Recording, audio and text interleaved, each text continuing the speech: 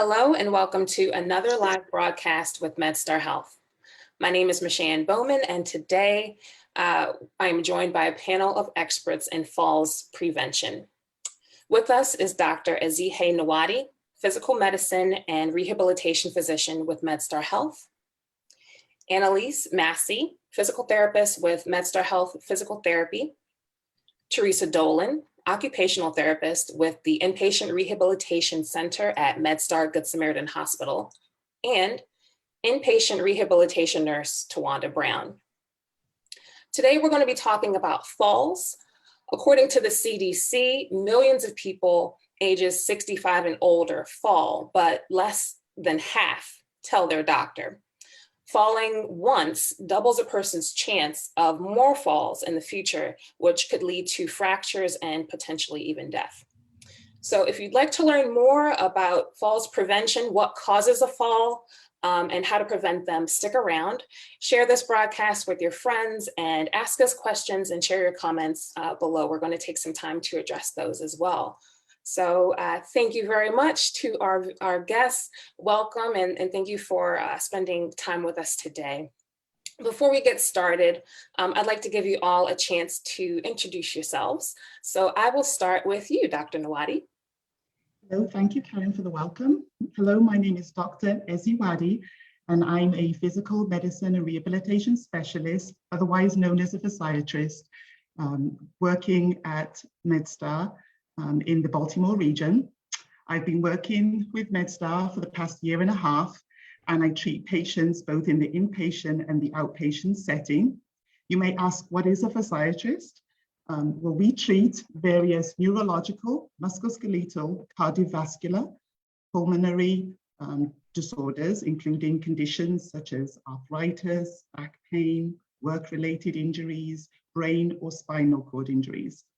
I have a special interest in neurorehabilitation, in particular spasticity management that is often secondary to brain or spinal cord injuries.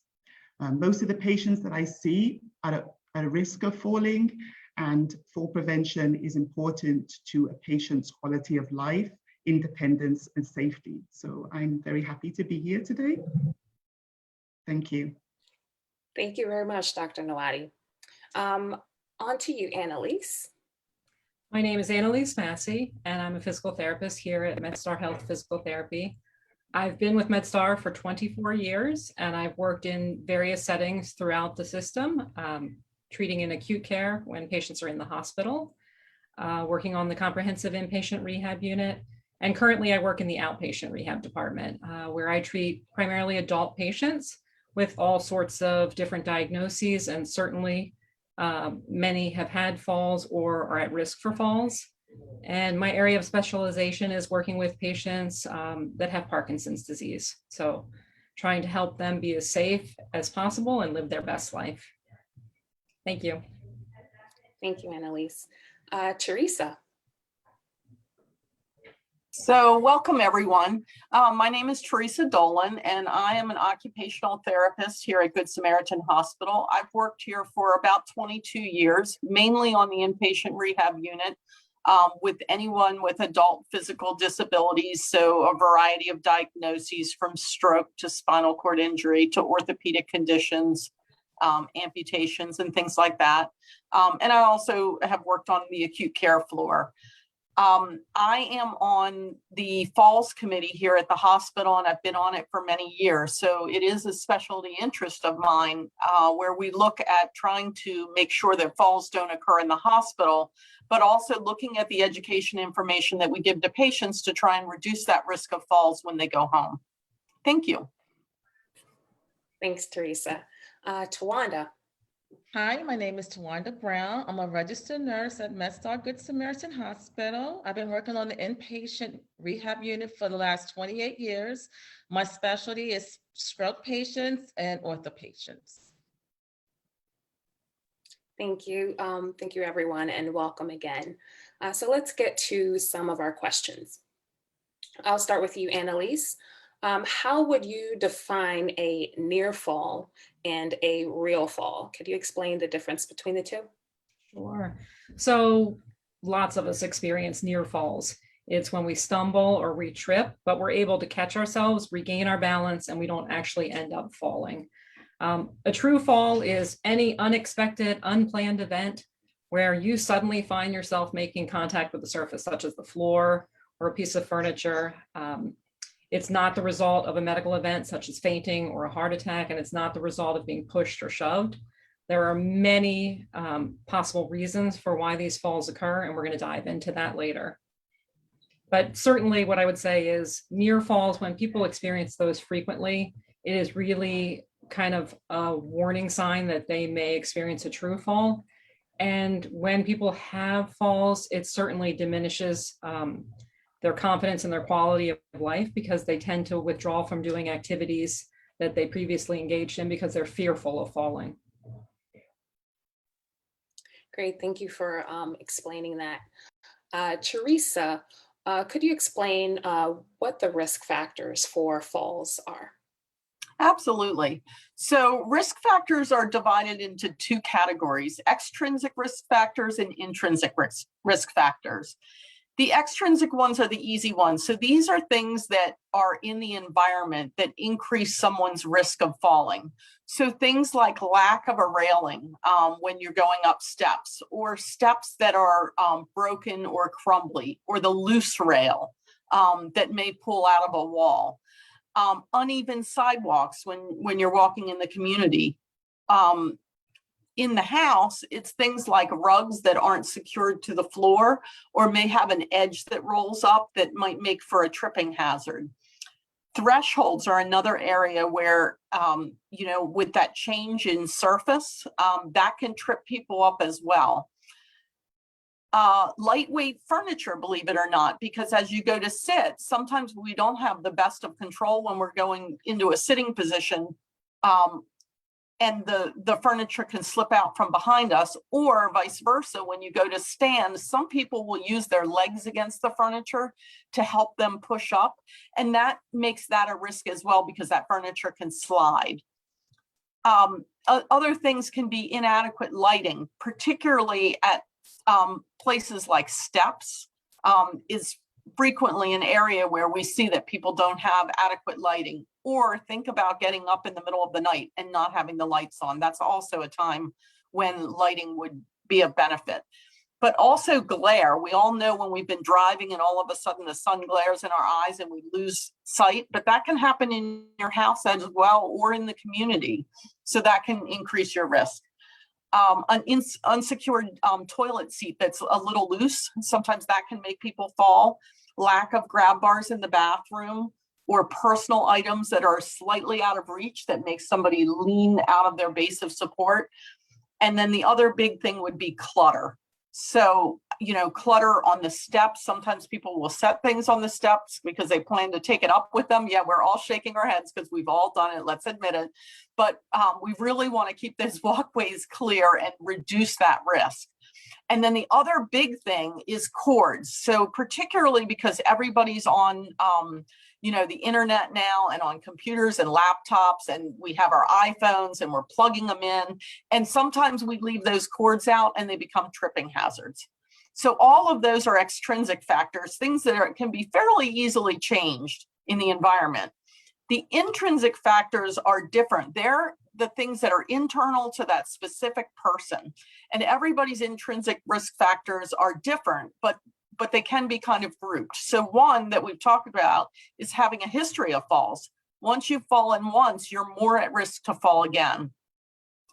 That also goes with what Annelise was saying about having a fear of falling. So it's kind of a snowball effect. Each time we lose our balance and we fall, we start to lose confidence more and more, and that restricts our activities so that we don't move around as much, and that then makes us even more at risk of falls because we get weaker. The other thing that can happen is having medical conditions. So certain medical conditions can contribute by making balance more of a challenge, or they may have sensory deficits because of those diagnoses, particularly feet. When we get neuropathy or loss of sensation in our feet, that's going to impact our balance as well. Incontinence or having urinary urgency If you think about having to rush to the bathroom, that in of itself can make it a risk, but also if there's any leakage, that can create a slipping hazard on the floor then. Some people, when they go to stand up, will start to feel dizzy because their blood pressure drops, and that's a medical issue.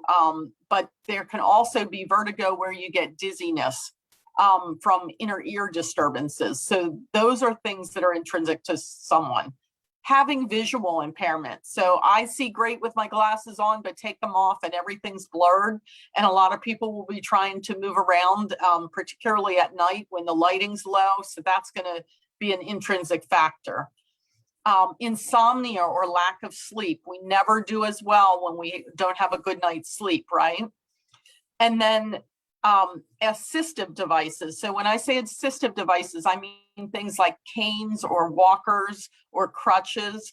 And some people have the recommendation to use those devices, but they choose not to. And so that would be considered an intrinsic factor.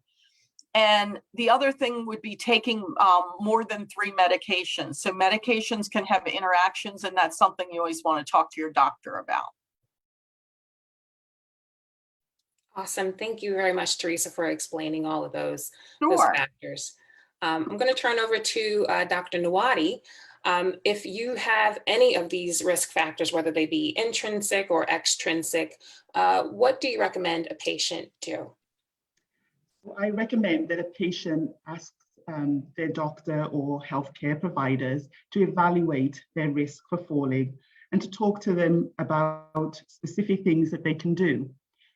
You want to ask your doctor or your pharmacist to review your medications to see if any of them are making you dizzy or sleepy. It's very important to include prescription and over-the-counter medications. You would also receive a comprehensive physical examination where your medical provider would look at your blood pressure, temperature, heart rate. They would do a neurological examination. They would check your skin, your vision, and your hearing. They would also look at your bone and the condition of your bone and your joints, and look at how you're walking and evaluate your balance. They may also order some specialist tests that look at your nerve and muscle function. They may order some blood work to check to see if you have any electrolyte imbalance, or if you're dehydrated, or you have any issues with your kidney. They may have to order some imaging studies also. So these are some of the things that are very important. You may also be referred to an occupational, physical, or speech therapist for further evaluation. And so it's very important that you do discuss these risk factors with your medical providers. Thank you. Thanks, Dr. Nwadi. Annelise, what would you do as a physical therapist? What would a therapy assessment look like? So typically when patients come in to see us, they may have already experienced a fall, or their physician has determined that they are at risk for falls, and that's why they've come to us. It may also be that they've experienced a fall and they've had an injury that we're treating that injury as well. So when they come in, we're going to do a comprehensive evaluation, and there's no one single test to determine an individual's falls risk. So we're looking at the big picture. We start out with reviewing that past medical history, and as Teresa mentioned, looking at those medical conditions that can put an individual at increased risk of falling. We're also going to review their medications and, certain things, narcotics, whatever it may be that they may be taking can certainly increase their risk of falls as well. But then we start to kind of really dive into their falls history, and we want to know, how frequently are they falling? How many times have you fallen in the last month or in the last year? What were the conditions when you fell? Was it that you slid on the ice and it was an isolated incident? Or is it something where every time you're on the stairs, you experience a fall? So we want to kind of get to the source of, how did the fall occur? And did it lead to any sort of injury? So did you have to seek medical attention after the fall? Whether it be you saw your primary care physician, or you ended up having to go to an urgent care facility or the emergency room to have x-rays for, just to determine if you had a fracture. Or was it so serious that you were actually admitted to the hospital? So we're kind of going through all of that background to really see that individuals' fall history and know a little bit more about how they're falling. Then we get into the actual evaluation. And so we're going to talk to them also about their home setup a little bit. You know, do they live in one level home where they can walk right in and out, or do they have a multi-level home in their bedroom and bathroom on the second floor? So all those kind of things to help us know, like, where do they need to be in order to be safe to be at home? And so the actual physical therapy evaluation, we are going to look at their range of motion in their legs and in their arms as well, their strength in their arms and their legs, their functional ability. How do you do getting up and down from a chair? How do you do getting in and out of bed? How are you doing standing and walking and turning, going up and down the stairs? Are you able to go up a curb or a ramp? So we're assessing all of that functional ability. We're looking at sensation, as Teresa mentioned. Do you have numbness or tingling in your feet so that you can't necessarily feel your feet on the floor? All those kind of physical components that we're looking at as we go through the evaluation. Neurological function, balance. Are you able to stand on one leg? Are you able to stand on an uneven surface safely? All the things that we kind of want to see the big picture of, where are they having that functional limitation that can later be addressed in physical therapy? What are the functional deficits that we can work with and we can work to improve?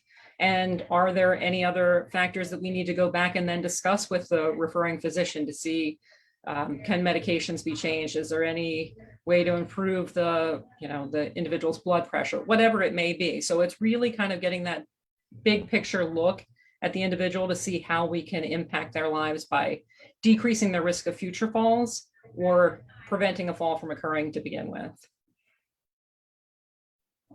Thank you very much. At this time, I'd like to pause and welcome all of our viewers. Thank you for tuning in. If you're just joining us, thank you. Today, our panel is talking about falls, safety, and prevention. I'm here with physical medicine and rehabilitation physician, Dr. Ezihe Nwadi, physical therapist, Annelise Massey, occupational therapist, Teresa Dolan, and inpatient rehabilitation nurse, Tawanda Brown. So far, we've talked about the different types of falls, described risk factors, and talked about physical therapy, but we have more to talk about, so stick around. Share this broadcast with your friends and ask us your questions in the comments below. We'll take some time to answer those as well. At this time, I'll go back to Dr. Nwadi. What are the medical complications that may lead to a fall?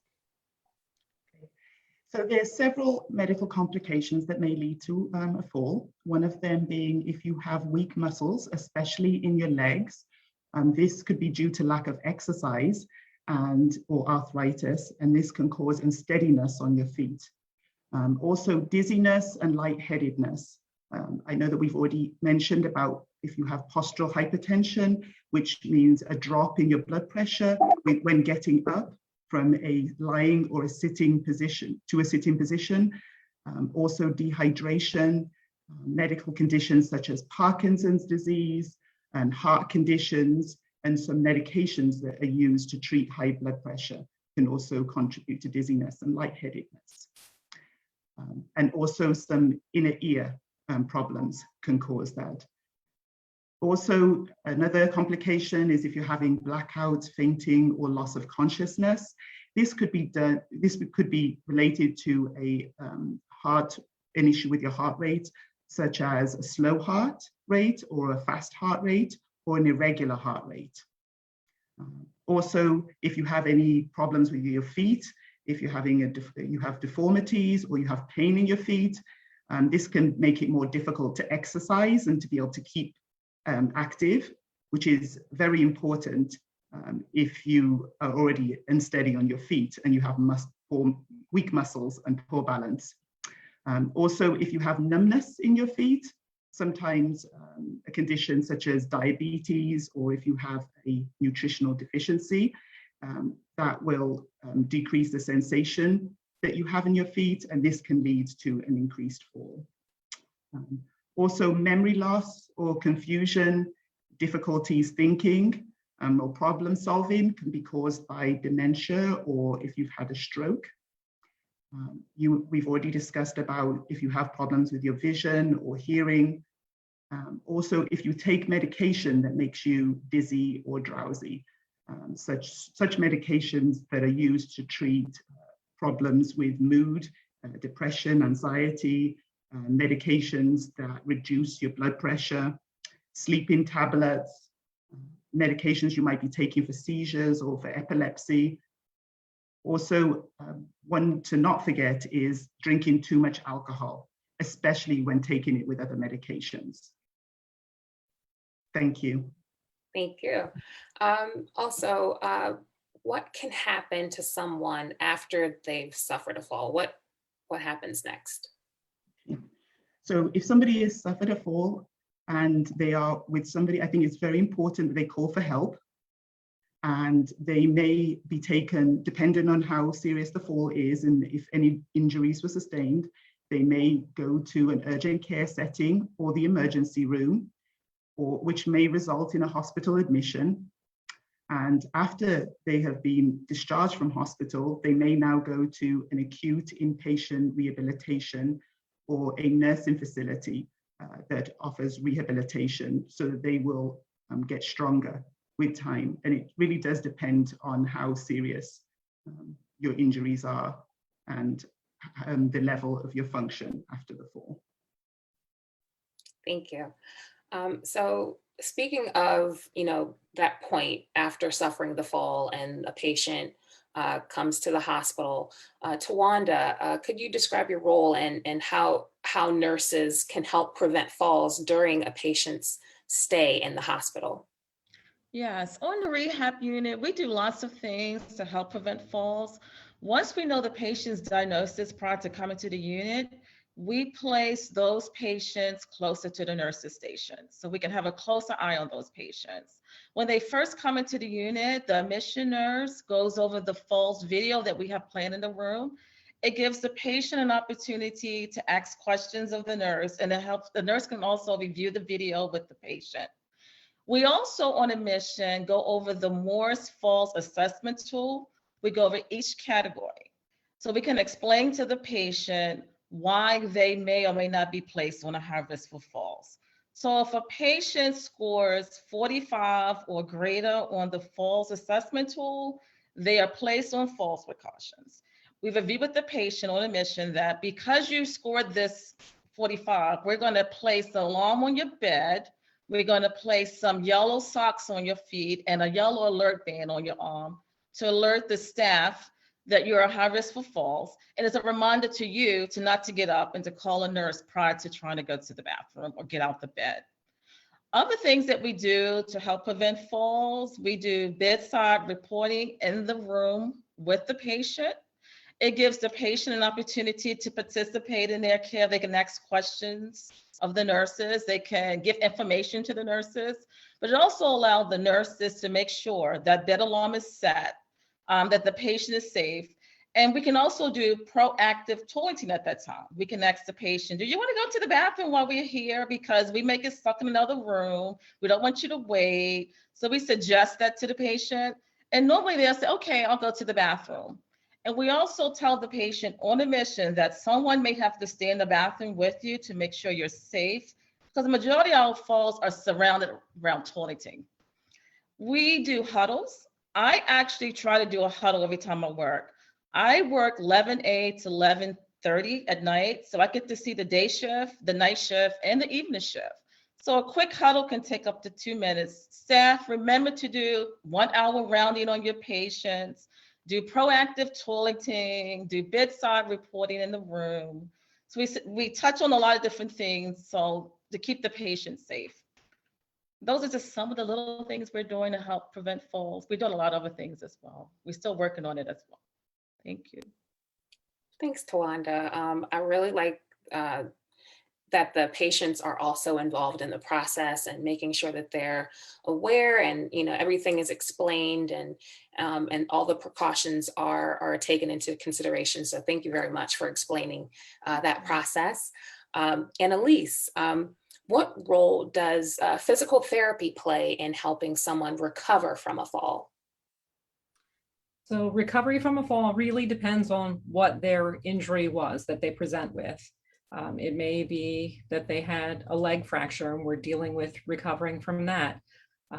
It may be that they're just generally debilitated and we're addressing those needs. But out of that initial evaluation that we do, we're going to design like an individualized plan of care for this person and try to address all the things that we found where they were having deficits, where they were having functional limitations. So we're going to set up a treatment plan that includes strengthening exercises, flexibility exercises, the balance activities, really trying to challenge them in therapy where it's a safe environment and we can guard them and prevent them from falling, but really to work on improving their balance. We're going to work on those functional activities. So really, if we find that they have come in because they had a fall and they were previously walking without any kind of assistive device, we may decide that they would be safer walking with a cane, or they really need a rolling walker at this point in time. Work with the physician, get the prescription for the assistive device, assist the patient in obtaining it, and really work on training them in how to use it safely and kind of helping to get them to really, accept the need for that assistive device and realize how important it is in preventing a future fall. Part of it may be pain management. We're trying to address, maybe they fell and they injured their back when they had that fall. So addressing their pain issues, as when patients are in pain, they certainly are more at risk for falling. So if we can help to minimize and control that pain through exercise, they're going to do much better. Certainly with all those balance activities, we want to work on tailoring it to their individual environment at home. So we're seeing them in the outpatient department. We're trying to kind of mimic their home environment. So we may have to practice walking on uneven surfaces in order for them to be able to get into their home safely. We're going to practice those stairs. We're going to practice the curbs and the ramps, as I said before. Part of that balance activity, we're going to work on stepping sideways. You think about in real life, for us to go out, we, go to the theater or go to church, you have to step sideways down the pew. You have to be able to step around people safely without losing your balance. We practice walking backwards, and people often question, why are we doing this? Well, for instance, if you're in the kitchen and you have to open the refrigerator, you have to step backwards and feel safe doing that in order to get something out of the refrigerator and then close it. Or it may be a door that opens towards you, and the only way that you can get out of your apartment building is to pull that door. So people will tend to lose their balance backwards. So we practice those activities.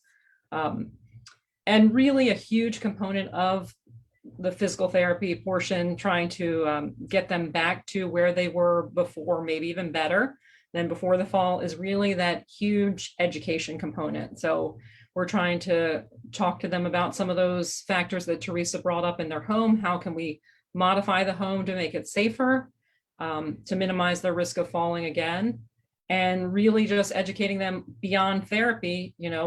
What can they do in the community to continue what we start in therapy? One of the studies had found that you have to do 50 hours of balance exercises over a period of 3 to 6 months to truly see change. And we certainly will not likely see them for that many hours in physical therapy. So we want to make sure that we're teaching them a home exercise program, they're carrying those activities over at home. And then beyond that, connecting them with resources, whether it be through senior centers and so forth, to get them continuing to practice those exercises, to work on maintaining the strength and range of motion and flexibility that we've achieved, and the balance as well. So all of that kind of goes into their rehabilitation after having a fall. Thank you. Thanks, Annelise.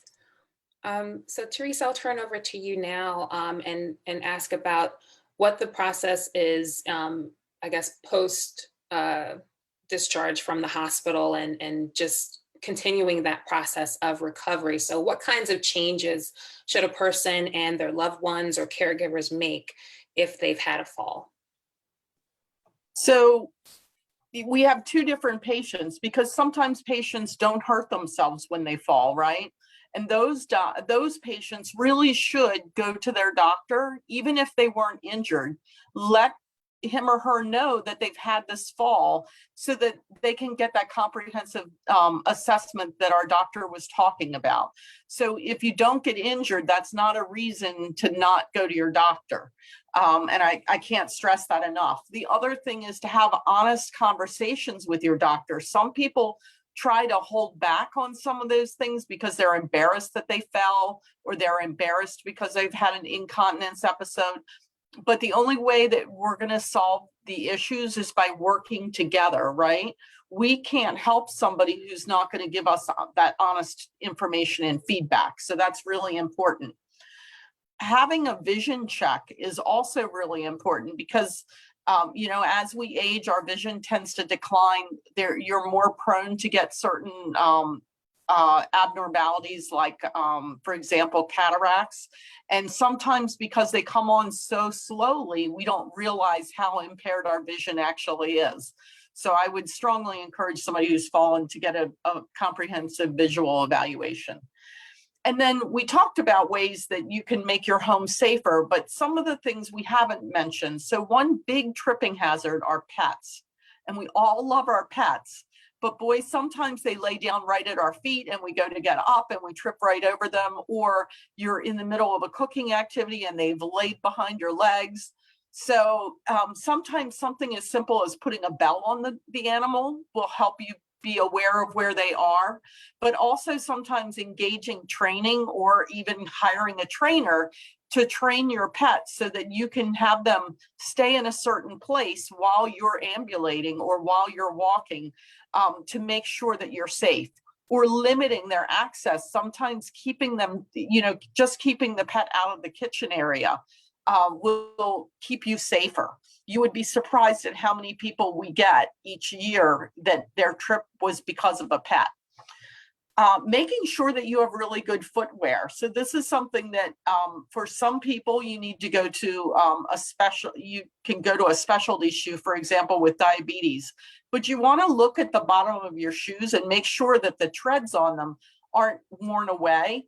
And actually feel your shoe. If that shoe feels slippery to you, imagine it on a wood floor or you know, any kind of slippery surface.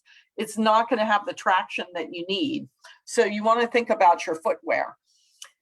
We talked about keeping clutter and pathways free. You definitely want to take a look at your home. And, you know, sometimes we don't always pay attention to those things, but after a fall, you really want to take a good close look at your home and look and see if there are things that you can change. All of those extrinsic factors that we talked about, you know, this is the time to get those railings repaired, to maybe pull up the throw rugs. They may be tripping hazards, particularly with a device. When we send people home with walkers, we talk about how rugs can really trip you up because the back legs can have a tendency to get caught. So you want to be careful with those kinds of things.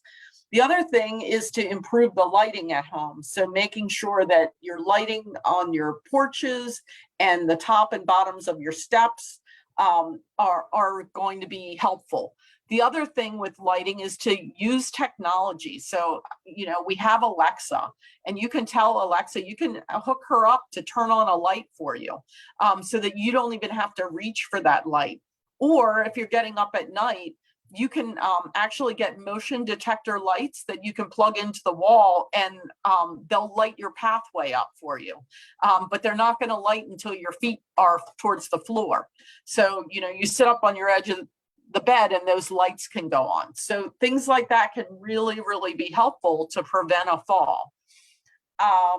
And then I would say just make sure wires and cords are out of the way, and make sure that you think about considering an exercise program, and talk to your doctor about it beforehand to make sure that you're in a healthy enough condition to do that.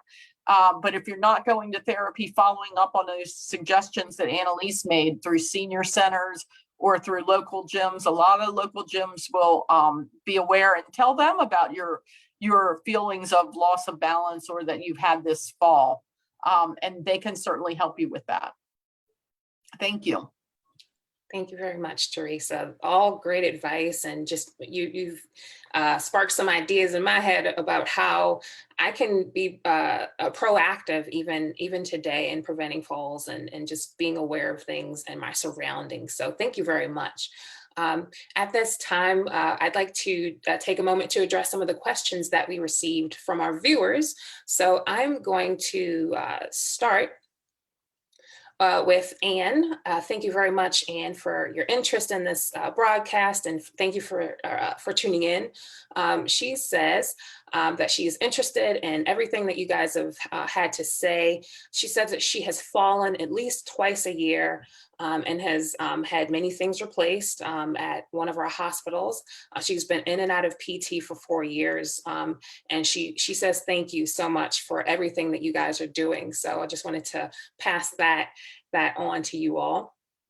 As well, we received a question from Paul, who says, what can we do to improve our balance? Any proactive steps that we can do?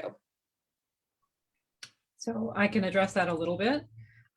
We hear the concept of exercise is medicine, and that is absolutely the truth. The more that you move, the more that you're going to be able to continue to move.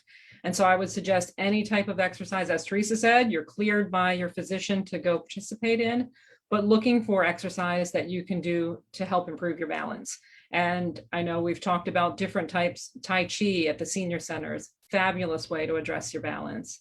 Qigong, there's all different sorts of programs out there that are really set up. It depends on how safe you are in standing. Maybe you just want to try a sit and fit type of exercise class. Anything you're doing is going to be better than doing nothing. So you're going to be improving your strength, you're going to be improving your flexibility, and you're going to be decreasing your risk of falling by doing that. Thank you. We have another question from Debbie, who says, what would you say to help a senior who lives in an apartment and struggles with flights of stairs and things that could cause them to be nearly homebound? What would you say to them?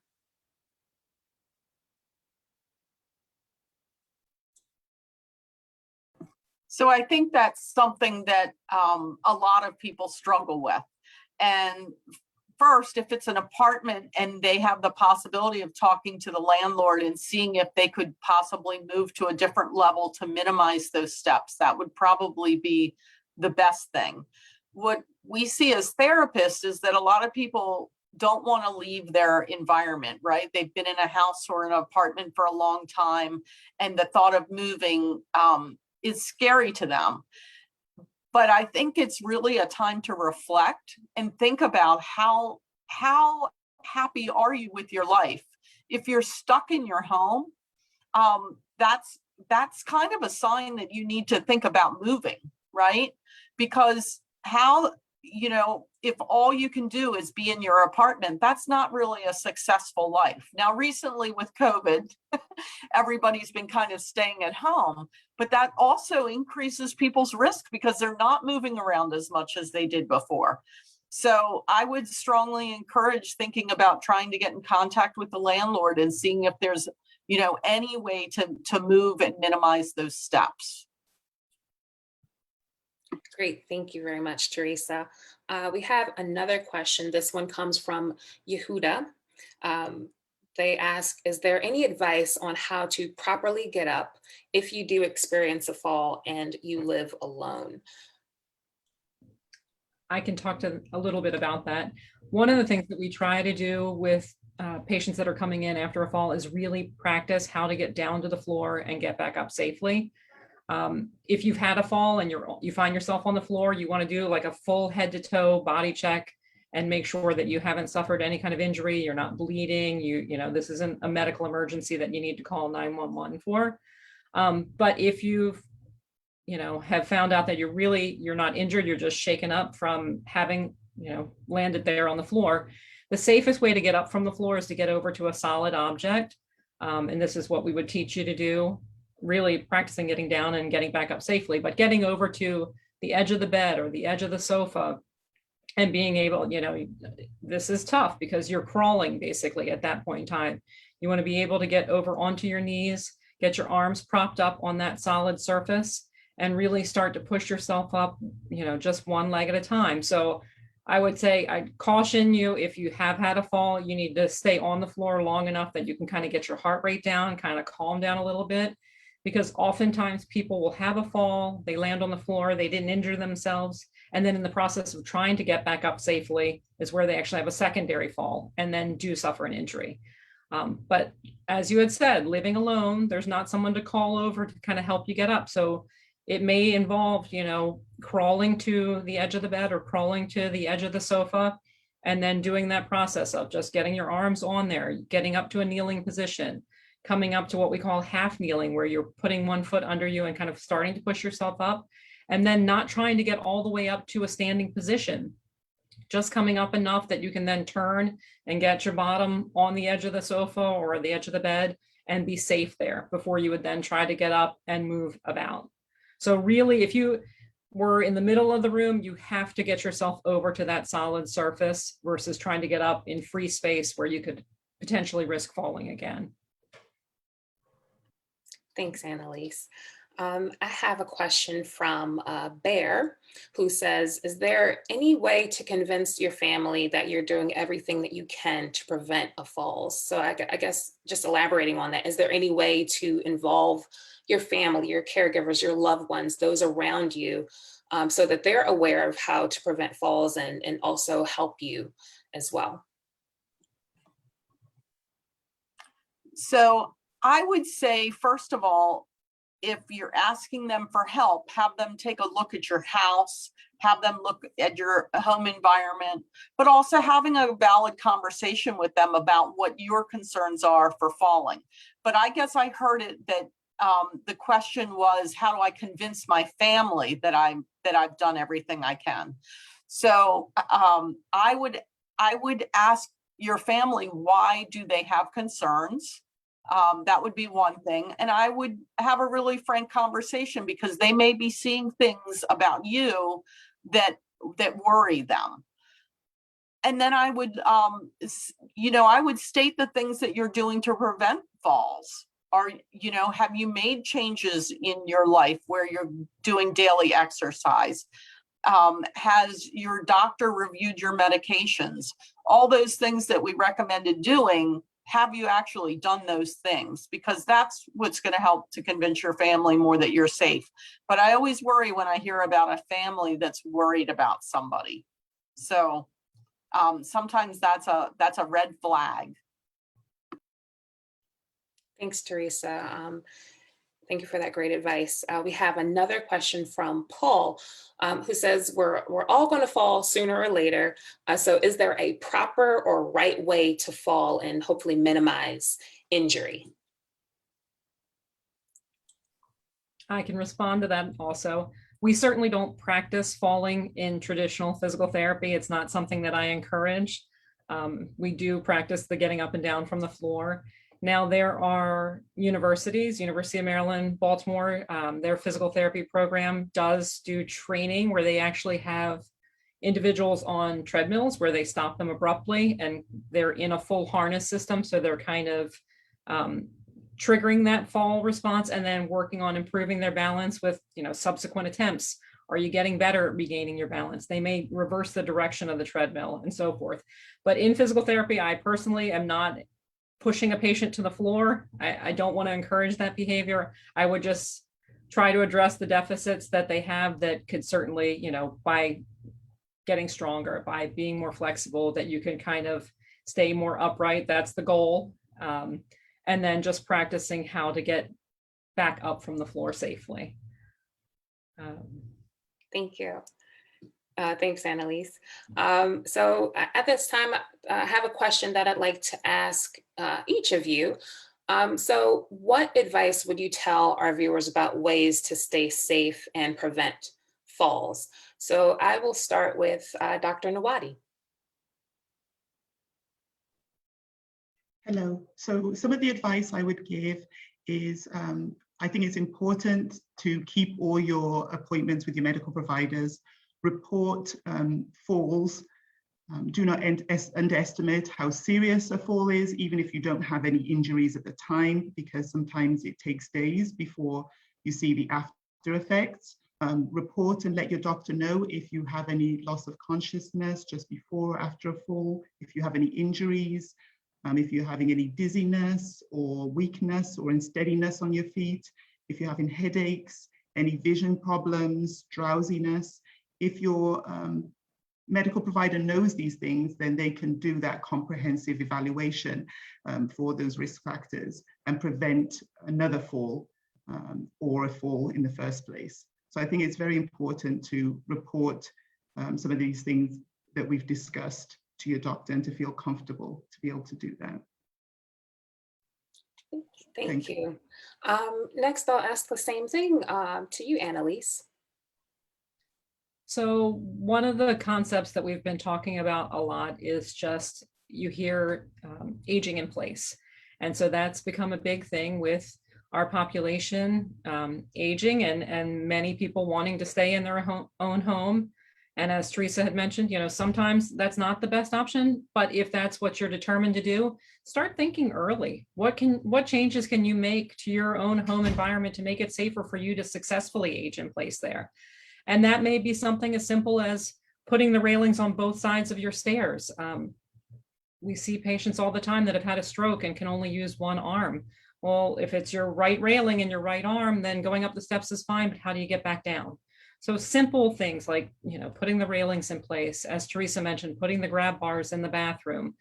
It doesn't have to be a major renovation, but that, if that's something that you can undertake, then, how do you move and put a bedroom and a bathroom on your first floor? Frequently, we see individuals that their living room is converted to their bedroom, and maybe they have the ability to then install a bathroom on that first floor, moving your laundry to the first floor, doing some of those things way in advance of ever having issues to just make it easier for you to, grow old in the home that you want to stay in.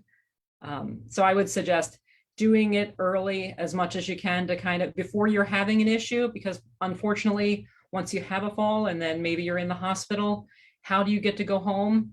You may not have those things in place and be able to return to your home. So think about it and make those changes early on when you can, before you need to. That's great advice. Thanks, Annelise. Teresa, same question. So I would say that the biggest thing I would recommend right now that a lot of people don't do is getting that eye exam. It's shocking to me how many people that I see in the hospital who say they've gone years without going to an eye doctor. So just because you don't wear glasses isn't a reason to not go for that eye exam. And then the other thing is really looking at the lighting in your home and making sure it's sufficient for you to be able to see during the day and at night. Sometimes during the day you get glare when your curtains are open or your shades are up. But at night is really a time when people are getting up to go to the bathroom. Things might be lying on the floor, or somebody, maybe your spouse left something on the floor that you didn't expect to be there. So the lighting becomes really critical at those times. So that would be my biggest suggestion right now. Thanks, Teresa. I'll turn it over to you, Towanda. In the inpatient setting, the biggest thing to help prevent a fall would be call for the nurse prior to getting up. I know it's like you're losing your independence because you're in the hospital or you're at a certain age and you feel like we're taking everything from you. But to keep you safe, call for help. Because if you don't call for help, you may think you can do it and you get up and you injure yourself and then you're in the hospital longer than you want to be. So call for help. That's what that's what I'm leaving on the table. Please call for help. Thank you very much. As we close, I do want to share one last comment from Bear. Thank you very much for tuning in and sharing this. He says, basically growing older has not been graceful. I'm still thankful to learn more and more about what works for me and my family. So just wanted to share this with you guys. Thank you very much for your time. And that wraps up our broadcast. I want to thank our panelists. Thank you very much for spending time with us today. Thank you to our viewers. We really appreciate you tuning in and sharing your questions and comments with us. If you'd like more information about falls safety and prevention, please call 844-91-GET-PT. That's 844-914-3878. We're going to leave that number in the comments as well below. And thanks again for tuning in. We'll see you next time. Bye.